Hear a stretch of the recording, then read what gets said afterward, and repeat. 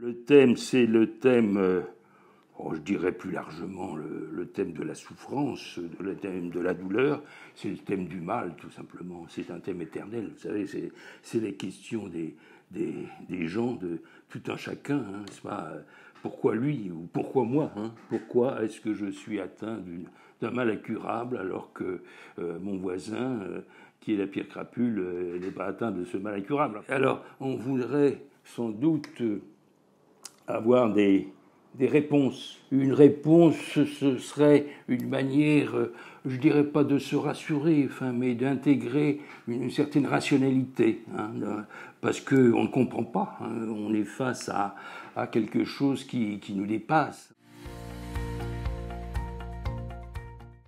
La souffrance est toujours un drame personnel parce que ça vous atteint personnellement, hein, même si vous savez très bien que d'autres, que ce soit dans la pièce d'à côté, hein, dans la chambre d'à côté, sont sans doute peut-être atteints d'un mal aussi fort que le vôtre.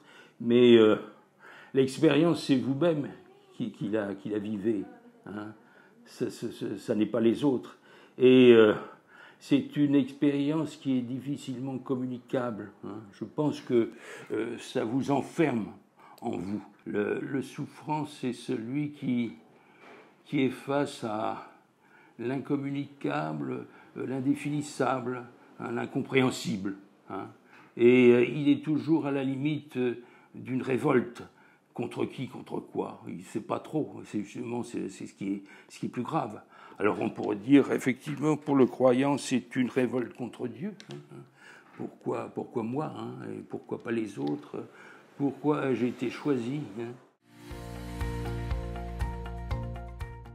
Jésus ne donne pas de réponse.